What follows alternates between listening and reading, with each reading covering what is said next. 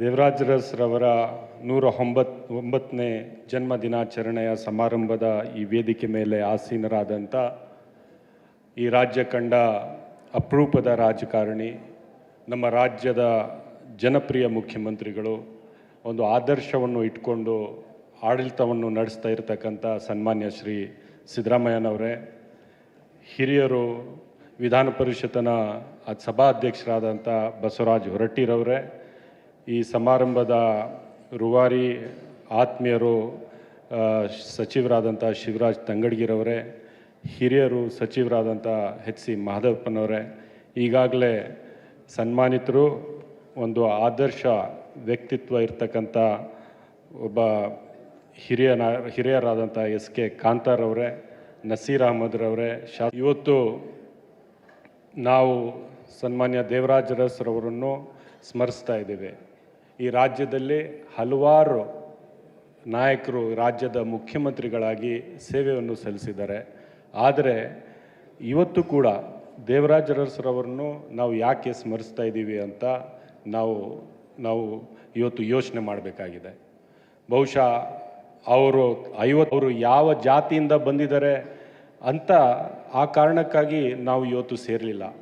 ಅವರು ಮುಖ್ಯಮಂತ್ರಿಯಾಗಿ ಯಾವ ರೀತಿಯ ಆಡಳಿತವನ್ನು ಕೊಟ್ಟರು, ಈ ಸಮಾಜಕ್ಕೆ ಅವರಿಂದ ಯಾವ ರೀತಿಯ ಸೇವೆಯನ್ನು ಸಲ್ಲಿಸಿದರು, ಈ ಸಮಾಜದಲ್ಲಿ ಯಾವ ರೀತಿಯ ಬದಲಾವಣೆಯನ್ನು ಅವರ ಆಡಳಿತ ಮುಖಾಂತರ ಬಂತು, ಅದಕ್ಕಾಗಿ ಇವತ್ತು ನಾವು ಇಲ್ಲಿ ಸೇರಿರ್ತಕ್ಕಂಥದ್ದು.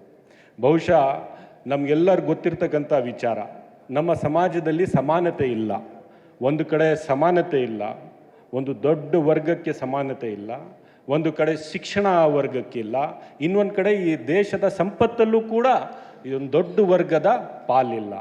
ಯಾವ ದೊಡ್ಡ ವರ್ಗದಲ್ಲಿ ಸಮಾನತೆ ಇಲ್ಲ, ಶಿಕ್ಷಣ ಇಲ್ಲ, ಮತ್ತು ಈ ದೇಶದ ಸಂಪತ್ತಲ್ಲೇ ಅವ್ರ ಪಾಲು ಇಲ್ಲದೆ ಇರತಕ್ಕಂಥ ಸಂದರ್ಭದಲ್ಲಿ ಯಾವ ಸಮಾಜದಲ್ಲಿ ಒಂದು ಎಲ್ಲರಿಗೂ ಸಮಾನ ಅವಕಾಶಗಳು ಸಿಗ್ತವೆ? ಅಂಥ ಪರಿಸ್ಥಿತಿಯಲ್ಲಿ ದೇವರಾಜ ಅರಸ್ರವರು ಅವ್ರು ಕೊಟ್ಟಿರ್ತಕ್ಕಂಥ ಕಾರ್ಯಕ್ರಮದ ಮುಖಾಂತರ ಈ ಸಮಾಜದ ಒಂದು ದೊಡ್ಡ ವರ್ಗಕ್ಕೆ ಸಮಾನತೆ ಸಿಗ್ತಕ್ಕಂಥ ಅವಕಾಶಗಳು, ಮತ್ತು ಶಿಕ್ಷಣ ಸಿಗ್ತಕ್ಕಂಥ ಅವಕಾಶಗಳು, ಮತ್ತು ಈ ದೇಶದ ಸಂಪತ್ತಲ್ಲಿ ಅಂಥ ದೊಡ್ಡ ವರ್ಗಕ್ಕೆ ಪಾಲನ್ನು ಕೊಡ್ತಕ್ಕಂಥ ಕಾರ್ಯಕ್ರಮಗಳು ಸನ್ಮಾನ್ಯ ದೇವರಾಜ ಅರಸ್ರವರು ಹಾಕಿರ್ತಕ್ಕಂಥದ್ದು. ಅದಕ್ಕಾಗಿ ಇವತ್ತೂ ಕೂಡ ದೇವರಾಜ ಅರಸ್ರವರು ಪ್ರಸ್ತುತ ಅಂತ ನಾನು ಹೇಳಕ್ಕೆ ಬಯಸ್ತಾ ಇದ್ದೇನೆ. ಸನ್ಮಾನ್ಯ ಎಲ್ಲ ಸ್ನೇಹಿತರಿಗೆ, ಆ 50 ವರ್ಷಕ್ಕೆ ಒಮ್ಮೆ ಒಂದು ಈ ಥರ ಸನ್ನಿವೇಶ ಬರುತ್ತೆ. ದೇವರಾಜ ಅರಸ್ರವರಂತಹ ವ್ಯಕ್ತಿತ್ವ ಹುಟ್ಟಬೇಕಾದ್ರೆ ಒಂದು ಪ್ರತಿ ವರ್ಷ ಹುಟ್ಟುವುದಿಲ್ಲ ಅಂತ ನನಗೆ ಅನ್ನಿಸ್ತಾ ಇದೆ.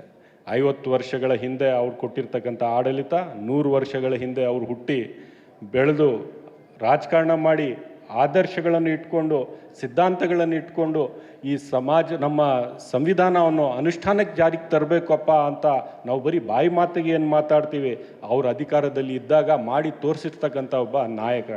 ನಾವಂತೂ ದೇವರಾಜ ಅರಸ್ರವ್ರಿಗೆ ನೋಡಿಲ್ಲ, ನಮ್ಮ ವಯಸ್ಸು ಕೂಡ ಇಲ್ಲ. ಬಹುಶಃ ನಾವು ಹುಟ್ಟುವಾಗ ಅವರು ನಮ್ಮನ್ನು ಬಿಟ್ಟು ಅಗಲಿದ್ರು. ಆದರೆ ಇವತ್ತು ನಾವು ಸಿದ್ದರಾಮಯ್ಯನವ್ರಿಗೆ ನೋಡ್ತಾ ಇದ್ದೇವೆ. ಅಂದು ದೇವರಾಜ ಅರಸ್ರವರು ಯಾವ ಸಿದ್ಧಾಂತಗಳು, ಆದರ್ಶಗಳನ್ನು ಇಟ್ಕೊಂಡು ಅವರ ರಾಜಕಾರಣ ಮಾಡಿದರು, ಅವರ ಆಡಳಿತವನ್ನು ನಡೆಸಿದರು. ಇವತ್ತು ಸಿದ್ದರಾಮಯ್ಯನವರು ನಾನು ಘಂಟಾಘೋಷವಾಗಿ ಭಾಳ ಸ್ಪಷ್ಟವಾಗಿ ಒಂದು ಯಾರಿಗೂ ಅವ್ರಿಗೆ ಓಲೈಸಬೇಕಂತಿಲ್ಲ, ಆದರೆ ಇವತ್ತಿನ ಸಂದರ್ಭದಲ್ಲಿ ಸಿದ್ದರಾಮಯ್ಯನವರ ಆಡಳಿತ ಇದೆಯಲ್ಲ, ಆ ಆಡಳಿತ ಈ ಸಮಾಜದ ಆ ವರ್ಗಕ್ಕೆ, ಯಾವ ವರ್ಗ ಬಡ ವರ್ಗಕ್ಕೆ, ಯಾವ ವರ್ಗ ದಲಿತ ವರ್ಗಕ್ಕೆ, ಯಾವ ವರ್ಗ ಹಿಂದುಳಿದ ವರ್ಗಕ್ಕೆ, ಯಾವ ವರ್ಗ ಒಂದು ದೊಡ್ಡ ಅಲ್ಪಸಂಖ್ಯಾತ ವರ್ಗಕ್ಕೆ, ಯಾವ ವರ್ಗಕ್ಕೆ ಧ್ವನಿ ಇಲ್ಲ, ಇವತ್ತು ರಾಜಕಾರಣದಲ್ಲಿ ಅವಕಾಶಗಳಿಲ್ಲ, ಶಿಕ್ಷಣದಲ್ಲಿ ಹಿಂದೆ ಇದ್ದಾರೆ, ಆರ್ಥಿಕವಾಗಿ ಹಿಂದೆ ಉಳ್ಕೊಂಡಿದ್ದಾರೆ, ಅಂಥ ವರ್ಗಕ್ಕೆ ಶಕ್ತಿ ಕೊಡ್ತಕ್ಕಂಥ ಕಾರ್ಯಕ್ರಮ, ಶಕ್ತಿ ಕೊಡ್ತಕ್ಕಂಥ ಆ ನಿಟ್ಟಿನಲ್ಲಿ ಅವರ ಸರ್ಕಾರ ಅವ್ರು ಕೊಡ್ತಾ ಇದ್ದಾರಲ್ಲ. ಇವತ್ತು ಸಿದ್ದರಾಮಯ್ಯನವರು ಏನು ಮಾಡ್ತಾ ಇದ್ದಾರೆ ಅಂತ ನಮ್ಗೆ ಗೊತ್ತಾಗೋದಿಲ್ಲ. ಆವಾಗ ದೇವರಾಜ ಅರಸ್ರವರು ಕೊಟ್ಟಿರ್ತಕ್ಕಂಥ ಕಾರ್ಯಕ್ರಮಕ್ಕೆ ಅಂದು ಕೂಡ ಅವಿರೋಧ ಇತ್ತು. ಇವತ್ತು ನಾವು ಅರ್ಥ ಮಾಡ್ಕೊಂಡಿದ್ದೇವೆ. ಆವತ್ತು ಅವರು ಬಹುಶಃ ಆ ಕಾರ್ಯಕ್ರಮಗಳು ಹಾಕದೇ ಇದ್ದಿದ್ರೆ ಇವತ್ತು ಕೂಡ ಸಮಾಜದಲ್ಲಿ ಸಮಾನತೆ ಬರ್ತಿರಲಿಲ್ಲ. ಇವತ್ತು ಸಿದ್ದರಾಮಯ್ಯನವರು ಏನು ಮಾಡಿದ್ದಾರೆ, ಮುಂದಿನ 50-100 ವರ್ಷಗಳಲ್ಲಿ ಅದು ನಮಗೆ ಅರ್ಥವಾಗುತ್ತೆ. ಬಹುಶಃ ಅವರು ಆರ್ಥಿಕ ಮತ್ತು ಸಾಮಾಜಿಕ ಮತ್ತು ಈ ಸಮೀಕ್ಷೆ ಏನು ಮಾಡಿಸಿದ್ದಾರೆ, ಆ ಸಮೀಕ್ಷೆ ಇವತ್ತು ಇತಿಹಾಸ ಆಗುತ್ತೆ. ಆ ಸಮೀಕ್ಷೆಯಿಂದ ನಮ್ಗೆ ಗೊತ್ತಾಗುತ್ತೆ ಸಮಾಜದ ಯಾವ ವರ್ಗದಲ್ಲಿ ಎಷ್ಟು ಪಾಲಿದೆ, ಸಮಾಜದಲ್ಲಿ ಯಾವ ವರ್ಗಕ್ಕೆ ಅವರ ಪರಿಸ್ಥಿತಿ ಏನಿದೆ. ನಾವು ಮಾತಾಡ್ತೀವಿ ಸಮಾನತೆ ಆಗಬೇಕು, ಎಲ್ಲರಿಗೂ ಸಮಾನ ಅವಕಾಶಗಳು ಸಿಗಬೇಕು ಅಂತ. ಎಲ್ಲಿ ಸಮಾನತೆ ಇಲ್ಲ, ಎಲ್ಲಿ ಶಿಕ್ಷಣ ಇಲ್ಲ, ಸಂಪತ್ತಲ್ಲಿ ಪಾಲಿಲ್ಲ, ಎಲ್ಲಿ ಸಮಾನತೆ ಬರುತ್ತೆ? ಎಲ್ಲಿ ನಾವು ಎಲ್ಲರಿಗೂ ಒಂದು ರೀತಿಯಲ್ಲಿ ನೋಡ್ತೀವಿ? ಬಹುಶಃ ಕಾಂತರಾಜ್ ಕಮಿಷನ್ನ ಆ ಸಮೀಕ್ಷೆಯ ಮುಖಾಂತರ ಸಿದ್ದರಾಮಯ್ಯನವರು ಏನೋ ಸೆನ್ಸಸ್ ಮಾಡಿಸಿದ್ದಾರೆ, ಅದು ಇಡೀ ದೇಶಕ್ಕೆ, ಬರೀ ಕರ್ನಾಟಕಕ್ಕಲ್ಲ, ಇಡೀ ದೇಶಕ್ಕೆ ಮುಂಬರುವ ದಿನಗಳಲ್ಲಿ ಬಹುಶಃ ಈ ಸಮಾಜಕ್ಕೆ ಒಂದು ಸಾಮಾಜಿಕ ನ್ಯಾಯ ಕೊಡಬೇಕಂತ ಒಂದು ನಿಟ್ಟಿನಲ್ಲಿ ಒಂದು ದೊಡ್ಡ ಒಂದು ಕಾರ್ಯಕ್ರಮ ಅಂತ ನಾನು ಹೇಳಕ್ಕೆ ಬಯಸ್ತೇನೆ. ಸಿದ್ದರಾಮಯ್ಯನವರ ಕೊಡುಗೆ ಇಂಥದ್ದು ಕಾರ್ಯಕ್ರಮಗಳ ಹಿನ್ನೆಲೆಯಲ್ಲಿ ಬಹುಶಃ ನಿಮ್ಮ ಮೇಲೆ ಇವತ್ತು ನಡೀತಾ ಇರ್ತಕ್ಕಂಥ ದಾಳಿಗಳಿದೆಯಲ್ಲ, ಆ ರಾಜಕೀಯವಾದಂಥ ದಾಳಿ ನಿಮ್ಮ ವ್ಯಕ್ತಿತ್ವಕ್ಕೆ ಒಂದು ಚೂರು ಧಕ್ಕೆ ಬರಲಿ ಅಂತ ಉದ್ದೇಶಪೂರ್ವಕವಾಗಿ ಎಂಥ ದಾಳಿಗಳು ನಡೆಸ್ತಾ ಇದ್ದಾರೆ. ಯಾಕೆ ನಡೆಸ್ತಾ ಇದ್ದಾರೆ ಅಂದರೆ, ನೀವು ಯಾವ ರೀತಿ, ಯಾವ ಕಾರ್ಯಕ್ರಮ, ಯಾವ ಸಿದ್ಧಾಂತಗಳನ್ನು ಇಟ್ಕೊಂಡು ನೀವು ರಾಜಕಾರಣ ಮಾಡ್ತಾ ಇದ್ದೀರಿ, ಆಡಳಿತವನ್ನು ಕೊಡ್ತಾ ಇದ್ದೀರಿ, ಯಾವ ವರ್ಗಕ್ಕೆ ಧ್ವನಿ ಇಲ್ಲ ಆ ವರ್ಗದ ಜನರ ಧ್ವನಿಯಾಗಿ ನೀವು ಕೆಲಸ ಮಾಡ್ತಾ ಇದ್ದೀರಿ. ಯಾರಿಗೆ ಶಕ್ತಿ ಇಲ್ಲ ಅಂತ ಶಕ್ತಿ ಇಲ್ಲದೆ ಇರ್ತಕ್ಕಂಥ ವರ್ಗಕ್ಕೆ ನೀವು ಶಕ್ತಿಯಾಗಿ ನಿಂತಿದ್ದೀರಿ. ಅದೇ ಬಹುಶಃ ಬಹಳಷ್ಟು ಜನರ ಕಣ್ಣಿಗೆ ಅದು ಚುಚ್ಚಾಗ್ತಾ ಇದೆ ಅಂತ ನಾನು ಹೇಳಕ್ಕೆ ಬಯಸ್ತಾ ಇದ್ದೀನಿ. ಆದರೆ ಒಂದು ಮಾತು ನಾನು ಹೇಳ್ತೀನಿ, ಒಂದು ದೊಡ್ಡ ಸಮಾಜದ ಒಂದು ದೊಡ್ಡ ವರ್ಗ ಇದನ್ನು ನೋಡ್ತಾ ಇದೆ, ಏನು ರಾಜಕಾರಣ ಆಗ್ತಾ ಇದೆ ಅಂತ ನೋಡ್ತಾ ಇದೆ. ನಿಮ್ಮ ಮೇಲೆ ಯಾವ ರೀತಿಯ ನಿಮ್ಮ ವ್ಯಕ್ತಿತ್ವದ ಮೇಲೆ ದಾಳಿ ಅಲ್ಲ ಅದು. ಈ ಸಾಮಾಜಿಕ ನ್ಯಾಯಕ್ಕೋಸ್ಕರ ಯಾರು ಹೋರಾಟ ಮಾಡ್ತಾ ಇದ್ದೀರಿ, ನೀವು ಏನು ಹೋರಾಟ ಮಾಡ್ತಾ ಇದ್ದೀರಿ, ಆ ಹೋರಾಟದ ಮೇಲೆ ಅದು ದಾಳಿ.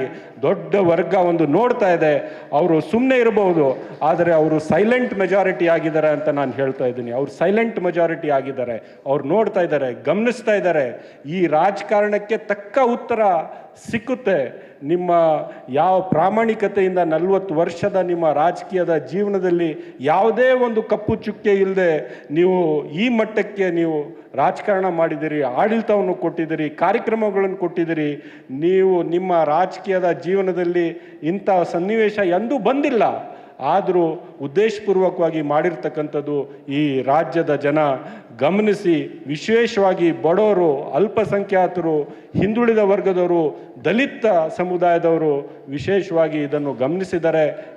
ಇದ್ರ ಯಾರ್ಯಾರು ಷಡ್ಯಂತ್ರರಿದ್ದಾರೆ ಅವ್ರಿಗೆ ತಕ್ಕ ಪಾಠ ಸಿಕ್ಕುತ್ತೆ ಅಂತ ಹೇಳಿ ಇವತ್ತು SK ಕಾಂತ್ ಅವರು ಇಲ್ಲಿ ನಮ್ಮ ಮಧ್ಯೆ ಇದ್ದಾರೆ. ಬಹುಶಃ ನಾನಂತೂ ಅವ್ರಿಗೆ ಪರ್ಸ್ನಲಿ ನೋಡಿರಲಿಲ್ಲ, ವೈಯಕ್ತಿಕವಾಗಿ ಇವತ್ತೇ ಭೇಟಿ ಮಾಡಿರೋದು. ಬಟ್ ಭಾಳಷ್ಟು ನಾವು ಕೇಳಿದ್ವಿ.